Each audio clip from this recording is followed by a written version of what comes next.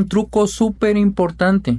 Si tu mamá te regaña cuando prendes la consola y se da cuenta por este sonido, escuchen, por ese sonido se da cuenta, te voy a enseñar cómo quitarle ese sonido para que tu mamá ya no se dé cuenta. Configuración. Configuración. Y te vas a general. Y donde dice salida de audio y volumen, te das en opciones adicionales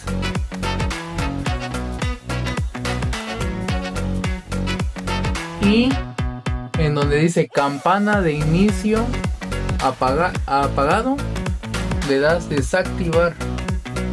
Aquí desactivar, y ya cuando prendas tu consola ya no se va a oír la campanita de encendido y ya tu mamá no te va a regañar.